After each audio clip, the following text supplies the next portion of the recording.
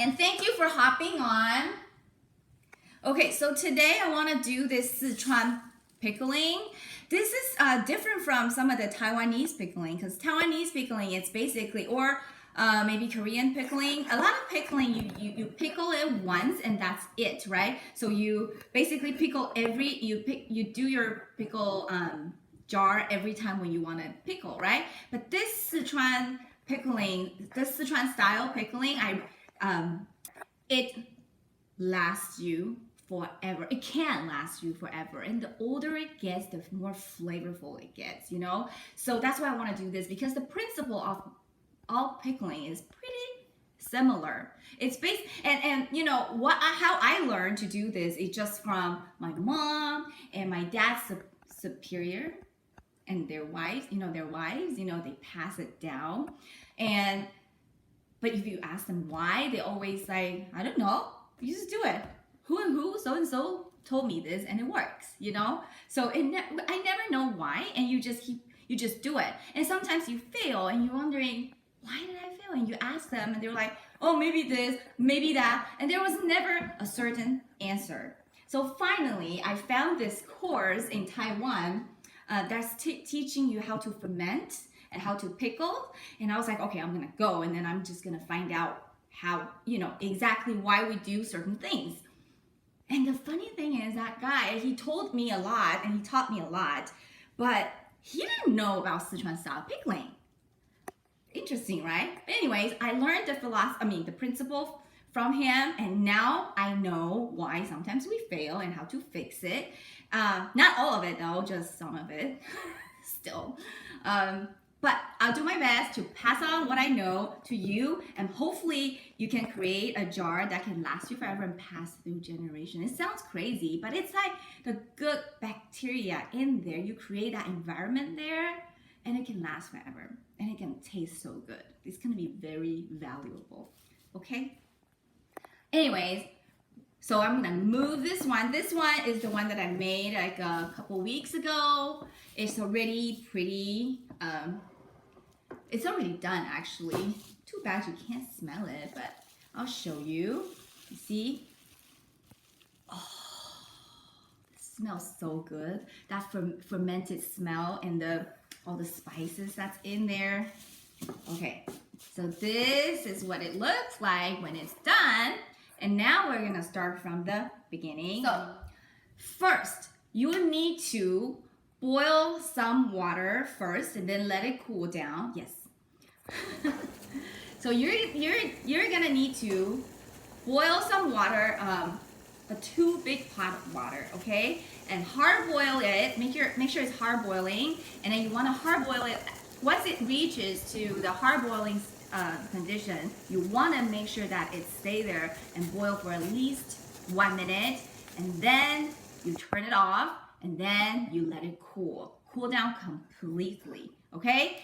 And then you're gonna get a jar that you want to do pickling with. It's better that it has this wider opening, so it's easier for you to put things in or take things out, it's bigger, wider. Okay, and you're gonna measure how much liquid this whole jar can take. Okay, so today I used more of this is cooled, hard-boiled water, okay? Why do you hard-boil your water? Because the grandma says that because you want to get rid of all the bad bacteria in the water. So when you put it in, it's a very pure and clean environment for your pickling, right? Because it's all about the good bacteria fight the bad bacteria, right? So anyways, so for this jar, I can probably use about 1,500 grams of water to fill this jar, so I'm gonna prepare that. Today I prepare more because it's live. I don't wanna waste your time in case I need more water. So this one's like about 1,800 grams of water. And that you need salt, okay? How much salt, right? Okay, here is the thing. Before, nobody told us how much salt, but now I know, because I went to this class, right? So basically, the salt proportion is between 3% to 10%, okay? So basically, the bad bacteria doesn't survive once it hits 3%. But the good bacteria, somehow the one that we want in this fermentation process, that they can bear salt from 3% to 10%. 10% and up, both will die. All right? So it will be very clean. Cabbage in salted water. There is not going to be fermentation because both bacteria will die, right? So here, for your first, for first pickling for this juice, for mine, I use between 5 to 6%. Because when you first started this jar, the environment is not stable. So I just want to make sure that the bad bacteria doesn't have a chance. So I put in about, between 5% to 6% of salt into this water. Where's my spoon here? And the second thing is, no matter how well I prepare, I always walk around forgetting things. That's me. Okay, so I have a clean paper towel. Everything I do, I'm just be super cautious because this is the first pickling, right? I want it to succeed. So I will spray it with some rubbing alcohol. And this bottle is awesome. It gives you this super fine mist. So fine. I love it. Okay, and then you wipe it, and then I'm gonna put the salt in the water. I'm gonna put all the salt in there. Does it matter what kind of salt? Oh, sea salt. Sea salt. Thank you, husband. Sea salt. I personally use the molten salt because I just like it. I love it. I love it so much that I bought a big, how do you say it? Can of it? Tub. Huh? Tub of it? Okay. You put it in, and then you want to stir it with the chopsticks again, because it's the first one. So I'm going to be super careful. I'm just going to stir it. Go on. Okay, I'm going to sanitize your hands. Yeah. All right. Can you just help me kind of stir it? Okay. Thank you. All right. So when she's stirring it, I'll take you to go through how I prepare the veggies that I'm gonna put. I was gonna put into the jar to pickle. Taiwanese cabbage, and then we use some carrot.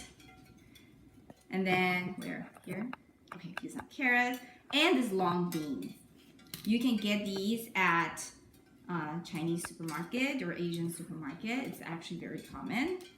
Okay, so today we're just gonna start with these, and then I'm gonna put in some of the spices like garlic and ginger. These not only will give flavor to the pickling jar, pickling juice, it also helps to kill the bad bacteria. And then, like I said, it's a Szechuan style pickling jar, so we're gonna put in some Szechuan pepper, right? Okay, so how do we clean these veggies? So first of all, I clean my sink really well.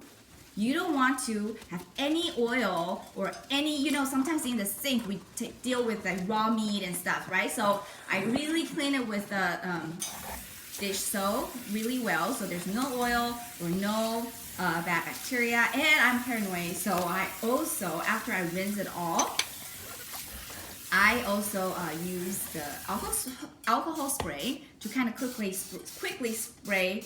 In this pickling jar, we probably can use only half or a little bit less than half of the Taiwanese cabbage. So I just wash it. Some people, like my mom, she washes her veggie like she washes her babies, okay? So she really makes sure she cleans everything on top of it. But for pickling, you don't want to do that. You just kind of want to loosen up. And then you want to make sure that you clean out all the dirt and stuff. But you don't want to kind of really rub every single leaf because That way you also rub away all the good bacteria. So that's what my teacher told me. So basically you don't want to, wash too much. And then you drain it, and then you want it to totally dry, so you put it in a safe place where you won't have oil on.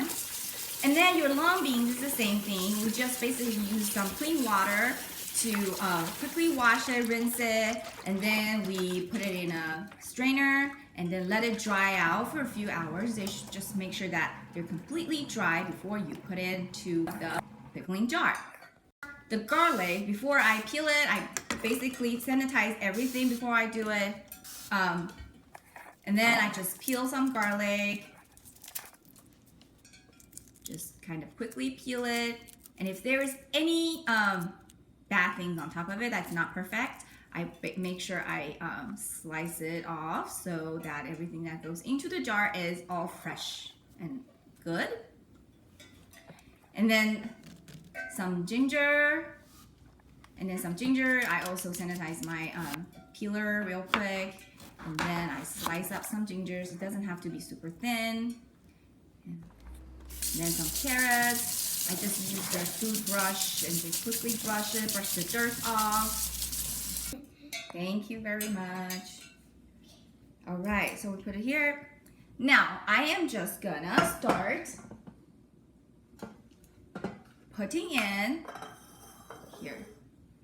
You don't want to fill up the jar because you want to put in veggies and stuff in there, right? So we're just gonna do half of it first.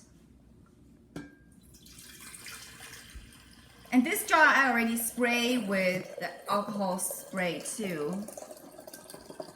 Okay, just half of it to be safe. I'm gonna sanitize my hand real quick before I grab everything. Super clean. Okay, now the spices goes in first. So this is the Szechuan pepper and some garlic, some ginger. I mean, you don't have to do this every time, so don't feel like you're scrubbing in for surgery or anything. It's just the first time, okay? In the future, when this jar is very mature and stable after your second, third, fourth pickling, you can just wash it and let it dry and just put it in and add in some salt and stuff. We'll talk about that later, but it's not like every time you have to do this. That would be crazy. I know that nobody would want to do this, right? All right, okay. So basically, I just want to cut the end off.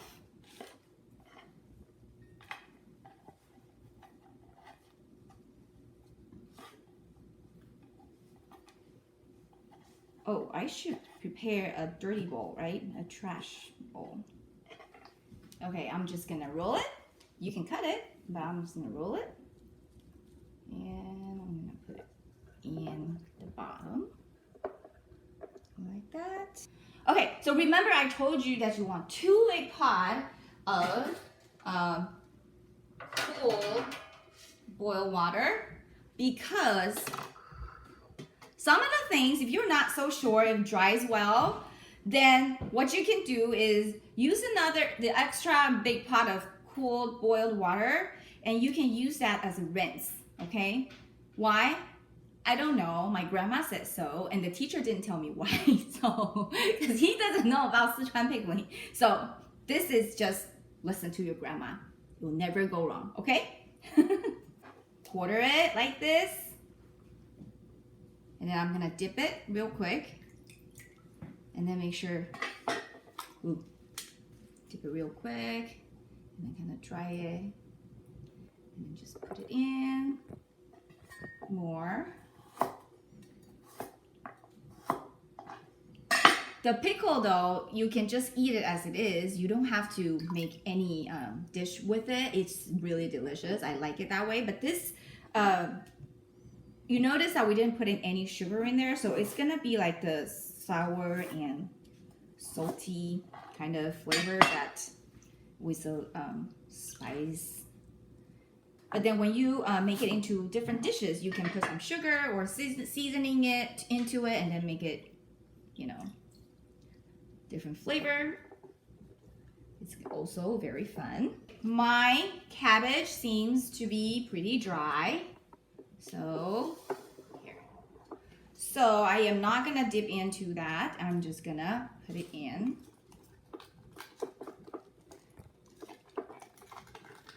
You wanna make sure you squeeze that thing in, okay? That's why I sanitize my hand, because, you know, sometimes the most germy thing is our hand.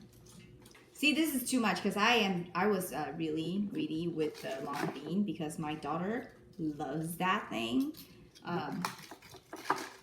So we probably won't be able to fit in too much the cabbage. Can break it.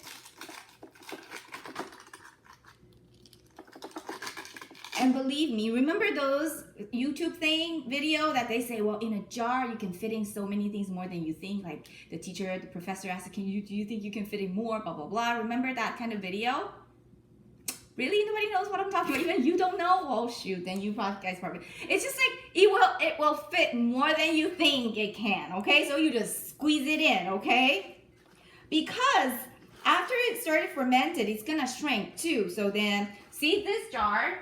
It used to be totally full, and now you can see that there's space and it's floating, right? So you want to make sure that, I know. Can you imagine when my kids were babies? Yeah, I bring this to a restaurant. I don't wipe, I just shh. Yeah, that's me. And people look at me like I'm crazy. I don't care, I have twins. I don't want them to get sick together. This is so good.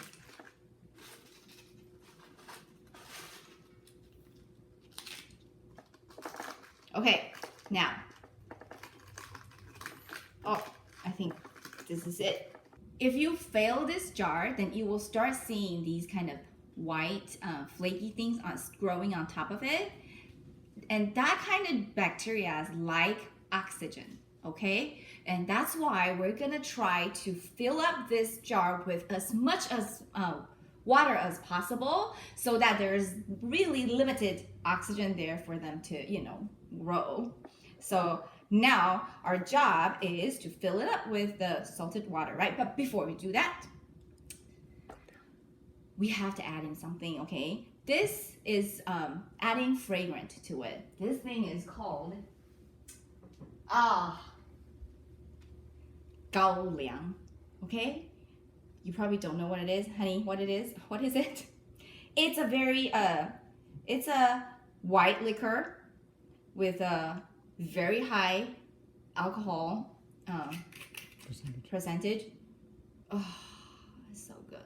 If you don't have 高粱, I don't blame you. You can use vodka. It's okay. Okay, so what does it do though? This is 58%. Okay, this is basically rubbing alcohol. Oh, you know, when my dad was in the military, you know, they want us, not in the military, in the Air Force. In the Air Force, they have to try to see who's tougher, right? You know, those, you know, men do these kind of things. Sometimes I don't know why, to torture yourself, to show that, you know, you're tougher. So this is 58%. You drink it, it's already burning, right? All the way you feel it, right? Not enough. They have to chop up those very spicy chili pepper and mix with this and do a shot. Isn't that crazy? And every time I see my dad coming home throwing up and then burning back out and then whining, and then, you know, I'm like, I was so confused as a little girl. Like, why do you do that to yourself? But anyways, you know, this smells good, tastes good if you don't do the chili pepper thing. Anyways, I grow to learn to appreciate this alcohol. What does it do though? It also helps to kill some of the bad bacteria, right? And then this thing, because it's so fragrant, so it will add some more fragrance and flavor into your pickling jar, pickling juice. I just need about 1 tablespoon. Here. Yeah, oh, I'm so good. This is 1 tablespoon. Normally you just do a shot like this, but no, today we're gonna put it in. So it's also a little bit like grappa. Yeah, it's also kind of like the Italian grappa. Grappa is good too. Yeah. Okay, so you put that in, and then you fill it up with more salted water. Cover it as much as possible. Okay, but not too much though, because once it started fermenting, you know, there will be more juice coming out. So you don't want to leak out all over your table or whatever countertop. Okay, now this is in. So what you do is, so the old traditional, the pickling jar thing is kind of like it's a jar, and then there's this a rim around the opening, and then you fill up with water, and then you put a lid on top. That way nothing can go in, but air can come out, right? But we don't have that kind of thing. So again, so before I know about this jar, I just know that you have to put 2 plastic bags on top of this jar. And then you ask the grandma why, and they're like, no, I don't know. Everybody do that. Okay, everybody do that. So we do that. Okay, don't ask questions. Just do that. So this is the thing about Chinese cooking. We have no recipe. Every time people ask me, do you have recipe? No. Because no one cook with a recipe, okay? If you see any Chinese cook with a recipe, you know she's not good. All right, me paranoid again, so I'm gonna do this.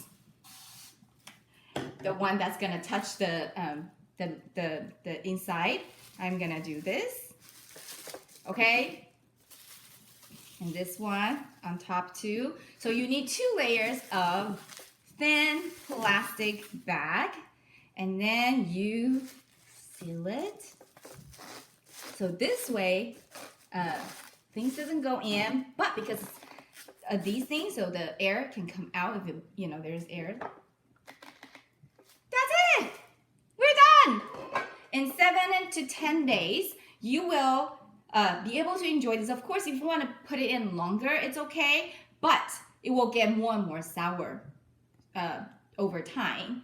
And then you take it out whenever you want to eat it, and then you can put it in the fridge, and then you can eat it, maybe put it in the fridge for a week, and you can eat it whenever you want to.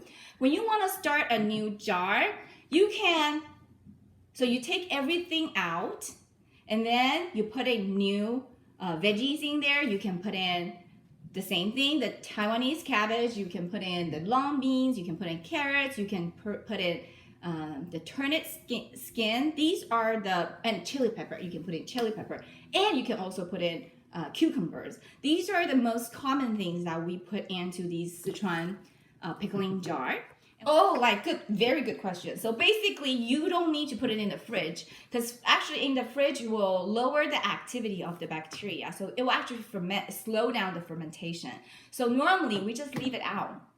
And if you don't grow those white things on top, this thing can last forever. You never need to start a new one.